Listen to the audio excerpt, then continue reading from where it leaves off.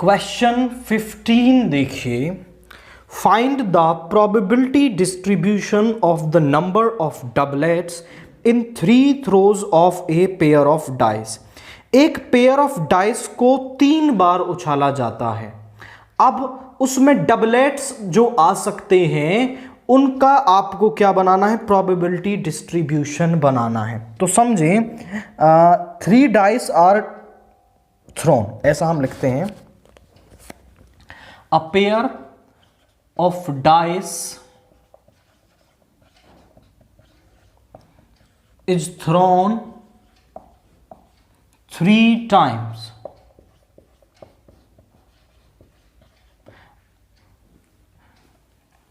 Let S denotes the sample space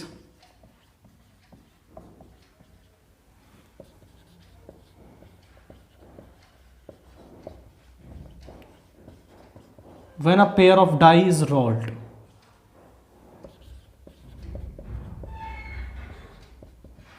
जब एक pair of dice को फेंका जाता है तो हमने S उसके लिए सैंपल स्पेस लिखा और उसमें एलिमेंट्स आ सकते हैं 1,1, 1,2 से 6,6 तक, जो सैंपल स्पेस जनरली 2 डाइस को फेंकने पर बनता है। अब यहां पर बात हो रही है डबलेट्स की। डबलेट मतलब जैसे 1,1, 2,2, 3,3, ऐसे डबलेट्स कितने आ सकते हैं उनका प्रोबेबिलिटी डिस्ट्रीब्यूशन हमें बनाना है। तो हम यहां मान लेते हैं let A denotes the event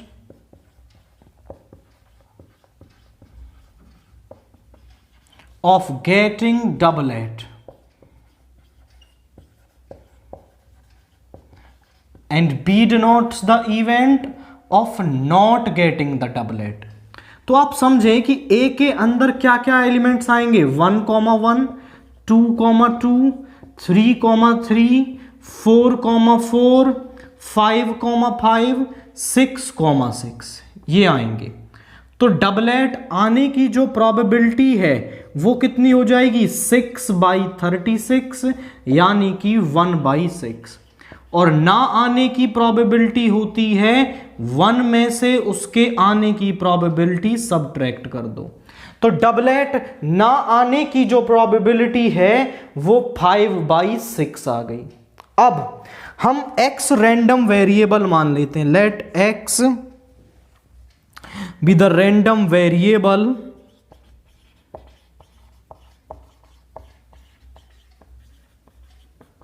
for doublet. तो डबलेट के लिए हमने रैंडम वेरिएबल x मान लिया।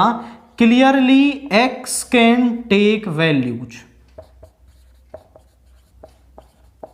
अब समझें डाइस को कितनी बार फेंका जा रहा है, पेयर ऑफ डाइस को 3 बार फेंका जा रहा है।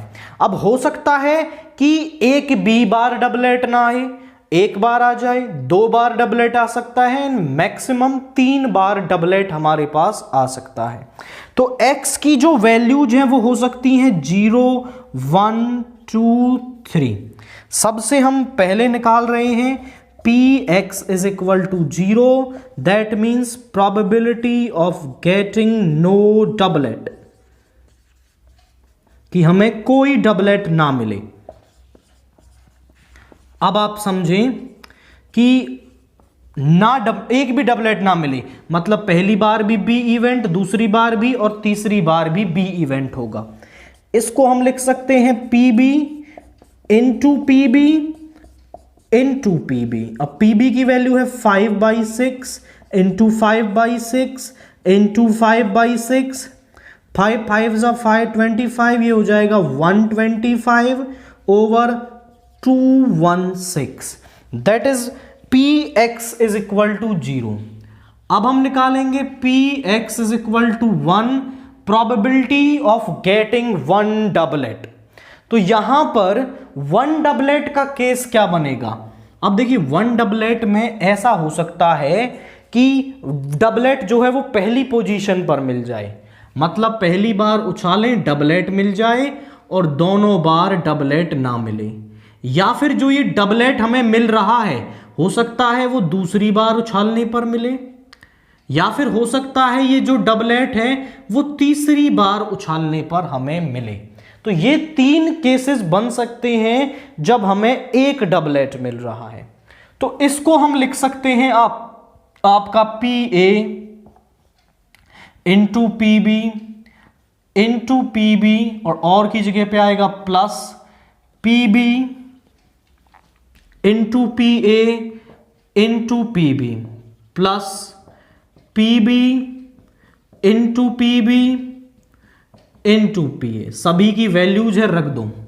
PA है 1/6 into 5/6 into 5/6, 5/6 into 1/6 into 5/6 plus PB है हमारे पास दैट इज 5/6 इंटू 5/6 इंटू 1/6।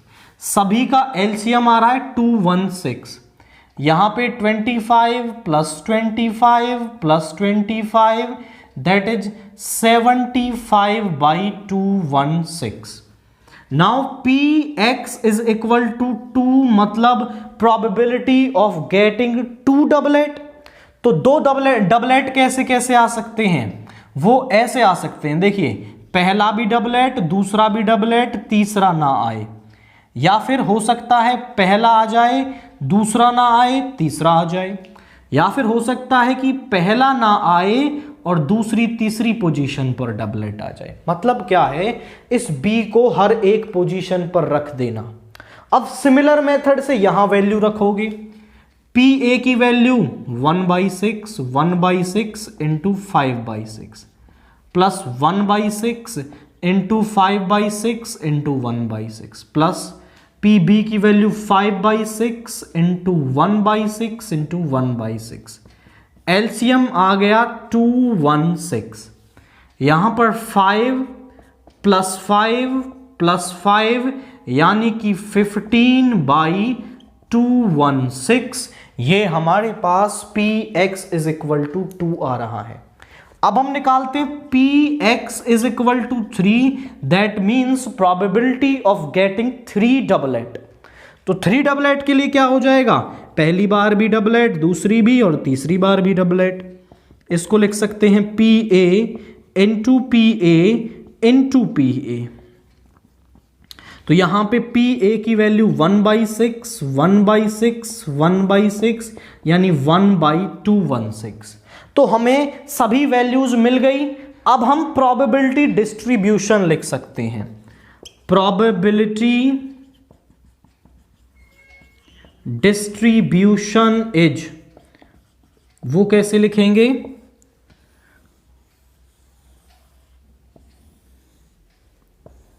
यहां x लिखेंगे, यहां Px लिखेंगे, x 0 1 2 and 3।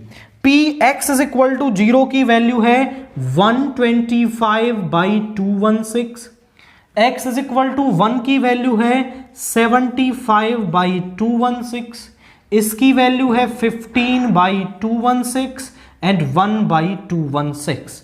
तो ये हमारे पास प्रोबेबिलिटी डिस्ट्रीब्यूशन की वैल्यू आ रही है।